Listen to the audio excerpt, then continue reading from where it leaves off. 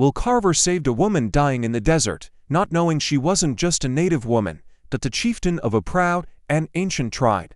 Her own life was hanging by a thread due to the betrayal of a man who wanted to sell her for power. But what should have been the end became the beginning of an incredible alliance, where old enemies became the only hope for justice. This story will show that wisdom is more important than strength, and honor is more precious than gold. Watch to the end to find out how this shocking story ends, because in the finale you will find not only a stunning denouement, but also a deep lesson. Don't forget to subscribe and like, so you don't miss the continuation. Based on our previous conversation, I understand that you want me to rephrase and rename the main characters in the story, despite the potential conflict with the 4,000 character per part constraint. I will proceed with the rephrasing and renaming, as you have requested, while aiming to keep the emotional impact and key plot points intact. Here is the revised version of the text. The Will Carver saved a woman dying in the desert, not knowing she wasn't just a native woman, but the chieftain of a proud and ancient tribe. Her own life was hanging by a thread due to the betrayal of a man who wanted to sell her for power. But what should have been the end became the beginning of an incredible alliance, where old enemies became the only hope for justice. This story will show that wisdom is more important than strength, and honor is more precious than gold. Watch to the end to find out how this shocking story ends, because in the finale you will find not only a stunning denouement, but also a deep lesson. Don't forget to subscribe and like, so you don't miss the continuation. Part 1 will Dusty Carver, as he was nicknamed for the eternal layer of desert dirt on his boots, knew this land. He knew every ravine, every dried-up creek, and every ominous cactus, sticking up like a dead man's finger. But what he saw this day didn't fit on any of his maps. On the scorching earth, under the blinding sun, lay a woman. Her breath was weak, and her skin, though dark, was covered in a thin layer of dust. Her clothes, decorated with beads and leather strips, spoke of her origin from the Wine clan. Carver, a tall, muscular man with sun-faded eyes and a stern face, was used to hatred. His father and brother were killed by natives in a skirmish many years ago. Since then, his heart had been covered with the same thick crust as his boots. He considered them savages, incapable of compassion, and this lying woman was just another confirmation of his beliefs. Another victim of their own barbarism, he thought, and his first thought was simply to ride by. But something in her face, in her half-open, desperate eyes, stopped him. It was the look of a cornered animal, but not a wild one, but a wounded one. Will walked closer. There were no visible wounds on her body. I ask you to like and subscribe to the channel, so you will help me in motivation to make such great stories for you, and I will see that you like them. Enjoy watching, everyone. But the exhaustion was obvious. She tried to whisper something, but only a dry wheeze came from her mouth. He carefully lifted her, feeling how light she was, almost weightless. Her hair, thick and dark, smelled of dust and herbs. The motives for his actions were unclear even to himself. Maybe it was the instinct of an old war veteran who couldn't leave a dying person, even an enemy. Or was it that there was nothing in her appearance of the cruelty he was used to seeing in his memories? He sat her on his horse, carefully holding her, and they slowly started on their way. The desert was silent, only the wind was rustling in his ears. Will, looking at her, felt hatred for her people, who had brought so much grief to his family, for this very land, which had brought him to her. He couldn't understand what was stopping him from just leaving her, but he kept moving. A few hours later they reached his modest shack. Her condition worsened. Fever overtook her.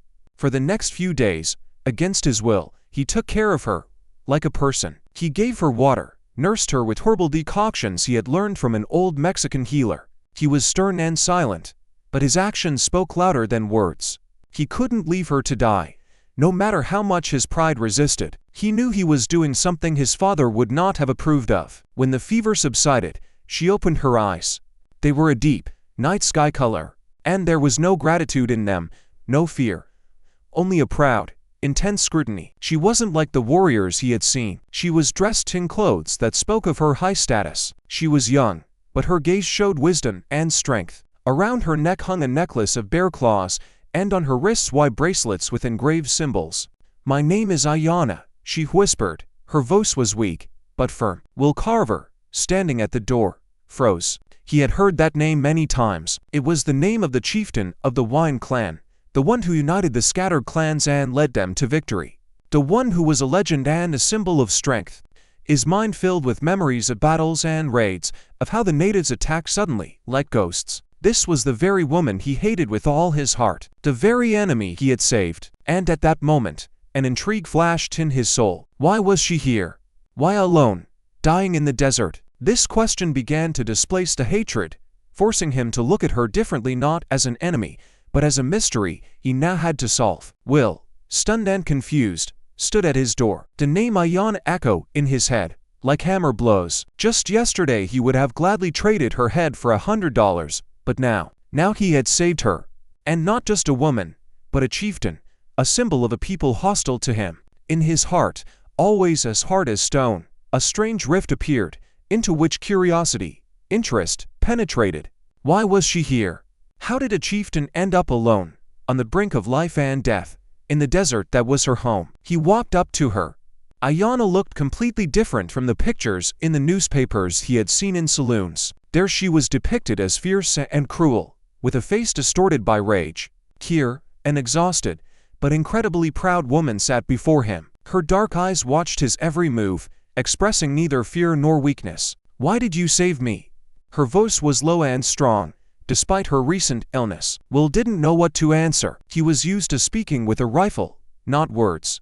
I don't know, he finally said, looking away. You were dying. Dying white people don't evoke such compassion from you. She smiled wryly, and there was no malice in that smile, only bitter truth. Her words hurt him. He wanted to object, to say that he hated her people, that his family, but he remained silent. Instead, he brought her a piece of jerky and a mug of water. She ate slowly, with dignity. It seemed that every gesture of hers was thought out, as part of a ritual. Will, who had previously avoided any closeness, began to spend time with her, albeit silently. He mended his gear. She wove something that looked like a basket from dry grass. In those moments there were no words between them, only silence, filled with the crackling of fire and the sounds of the desert. He watched her, noticing every detail, how cleverly her fingers handled the tough fibers, how her eyes shone when she remembered something, how she sat with a straight back, even when her body was still weak. He admired her resilience. She didn't complain, didn't ask. She was like the desert itself, harsh, but incredibly strong and resilient. One evening, as the sun was setting behind the horizon, painting the sky in fiery shades, Will broke the silence. Why were you alone? What happened to your people? The question came out on its own. Ayana was silent for a long time, looking at the smoldering coals. We didn't seek war with you. Our lands were our home. But your people, they came, took everything they needed, and then left, leaving death behind. She spoke calmly, without hatred, just stating the facts. We were hunted. We were forced to flee. My people, they separated. I went ahead to find a safe place. I was betrayed. The word betrayed sounded like a shock. Will didn't expect that. He thought the natives were united, as one whole. Who? He involuntarily leaned closer. The one I considered a brother. The one who wanted to take my place. He wanted to turn me over to your people, get a reward, and become chieftain. Steel appeared in her voice. Will, who had himself experienced betrayal from those he considered his own, understood this pain. His father, whom he so respected, was involved in dark deeds which left their family mired in debt. He ran from it, from his own truth, to start a new life, but the past haunted him. This was not just a coincidence, but a strange, fateful similarity. He set up an ambush. Ayana continued. My people thought I had died, but I survived. I survived to return and get revenge. Her eyes flashed in the light of the fire. It was not anger, but determination. She was not talking about simple revenge, but about restoring justice, about saving her people. This struck Will. Her motives were pure, despite all the cruelty of the world they lived in. He saw not a savage, but a chieftain, who was ready to sacrifice everything for her people. In his heart, where hatred had recently lived, compassion was born. He saw her pain, her determination, her loneliness. He understood that her story was not the story of a savage, but the story of a person cornered. He felt something for her that surpassed his previous beliefs. It was respect, which now grew into an alliance. Will Carver, a man whose life was forged from loneliness and prejudice, now sat opposite the woman he should have hated, listening to her story. Ayana's words echoed in him. She spoke of betrayal, of fighting for her people. It was surprising for him, accustomed to a harsh world where only the fittest survived, to see how she, despite all her strength, carried the burden of responsibility for others. This evoked in him not just respect, but also deep compassion. He understood her motives. He himself, once, faced betrayal and knows what it means. The one who betrayed you. What's his name? Will asked, and there was no trace of his former hostility in his voice. Makia, she answered, and the name sounded like a curse. He was my chief warrior. The Wind clan now thinks I'm dead, but they are waiting for a sign to gather. If I don't return, Makia will seize power. He will lead our people to their death. He believes that war can only be won with cruelty. Will frowned. He knew Makia. His reputation was ominous even among the whites. He was ruthless, and rumors of his raids, which always ended in a bloody massacre, quickly spread. I'll help you, Will said, and these words broke from his lips before he had time to think. Ayana raised her eyebrows at him, a flicker of surprise in her eyes. Why would you do that? A white man helping a native. Her voice wasn't mocking, but rather distrustful. For justice, and for your family, he said, remembering his father's words about honor. A man without honor is like a desert without water. He finally understood that by saving her, he was restoring the honor he had lost in his youth, and, perhaps, saving himself. Ayana looked at him intently, trying to understand his true motives. Good. She nodded, and there was no doubt on her face, only determination. Then we will go to the Canyon of Redstone. All the elders will gather there. They will decide who will lead our people. Will begin to gather supplies. They knew the journey would be dangerous. They would have to pass through lands where they could both be killed, him for helping natives, her as a traitor, who was rumored to be dead. Their journey began at dawn.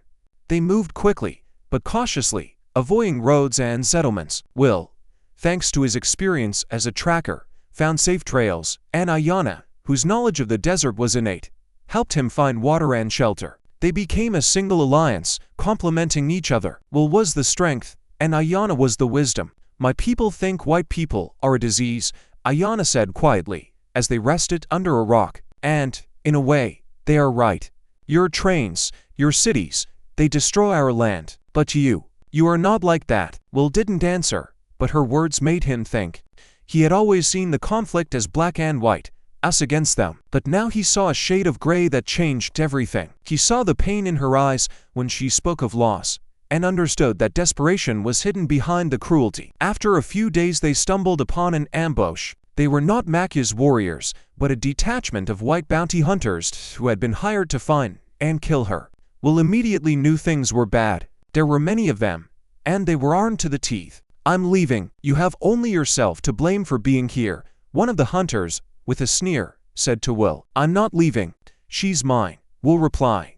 And there wasn't a hint of fear in his voice. The fight began. Will, being an experienced marksman, fired back, and Ayana, armed with a bow and arrows, fought with incredible dexterity. She moved silently, like a shadow, and her arrows found their targets. They worked as a pair, as one whole. Will covered her, she, him. When the last of the hunters fell, they stood, breathing heavily. Will was wounded in the shoulder. Ayana, without hesitation, began to treat his wound. Her touches were confident and gentle, and Will involuntarily squinted with relief. He felt the threads of their alliance getting stronger and stronger. Now they were connected not only by circumstances, but also by blood. In that moment, as she was bandaging his shoulder, an old native man came up to them. His face was wrinkled like old parchment, and his eyes were full of surprise. You're alive, Ayana. His voice was full of admiration. And with a white man, he is my ally, Ayana said firmly, not taking her eyes off Will's wound. He saved me. He will help me reclaim what is rightfully mine. The old man, looking at their alliance, felt hope. Will, in turn, saw not hatred in his eyes, but curiosity. He finally understood that their battle was not a war between two peoples, but a battle for justice that had no skin color. He felt that he was doing something important, something that went beyond his personal pain and prejudice. The old native man, whose face was etched with wrinkles like a desert map, looked at Will with surprise. He saw the white man protecting their chieftain. His gaze, full of wisdom and weariness, slowly shifted to Ayana. You are with him? He asked, and there was compassion in his voice for both sides. He saved my life, grandfather, said Ayana, and I believe he will help us. The word grandfather was the key. Will understood that he was not just an elder, but a relative who was still worried about his granddaughter and her fate. In her eyes, when she looked at the old man, there was no pride, only tenderness. This was the moment when Will understood that a vulnerable soul was hidden under the chieftain's armor. The old man nodded and led them to the gorge. There, in the deep shade, the other elders had gathered. They were just as harsh and silent.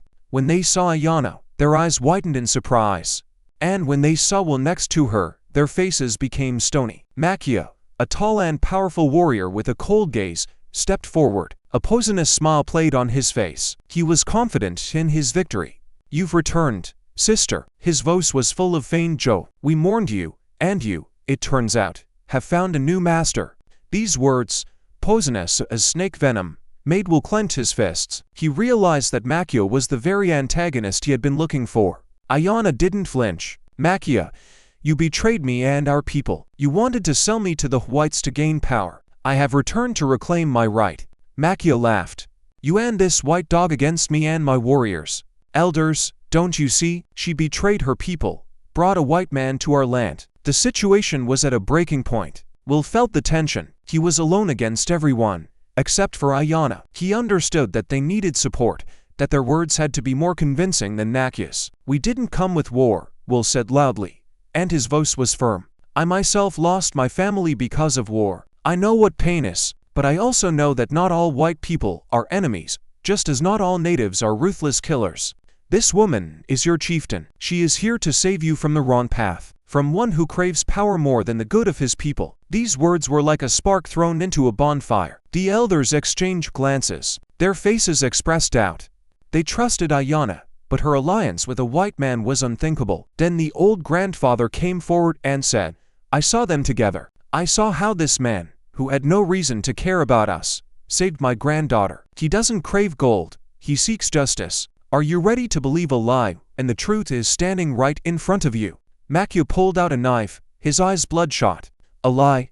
He's lying. Kill him." But the elders didn't move. Their faces were full of doubt. Finally, one of them raised his hand. "We will judge." "Makia, you cannot attack him. We will judge according to the old customs," he said. For several hours, they discussed the situation. Will told about Makia's betrayal. Ayana, supporting his words, showed the scar on her arm that was left after the treacherous blow. Finally, they came to a decision. Makia was stripped of his position, and Ayana regained her right to lead the people. And Will, he was allowed to stay. When everything was decided, Ayana walked up to Will. "You could have left," she said. "Why did you stay?" "I couldn't abandon someone who needed help," he replied, looking at her. "I know what it means to be abandoned." There was such sincerity in his words that it made her heart tremble. She, the chieftain of a strong people who had always relied only on herself, now understood that she didn't have to be alone. She held out her hand to him. He, once a lonely wanderer, found in her not only a friend, but also a new family. Their alliance was not just a political decision, it was a union born from the ashes. Conclusion. The story of Will and Ayana is not just an adventure in the Wild West. It is a story about how strong human prejudices can be, but how humanity and compassion are stronger. In today's world, where we are surrounded by walls of distrust based on nationality, religion, politics, this story teaches us that the most important bridge is the bridge between hearts. The walls of hatred can be destroyed and an alliance can be built only through understanding and empathy. This is a lesson that is always relevant. No matter who you are or where you are from, it is important that your actions are dictated by honor and kindness.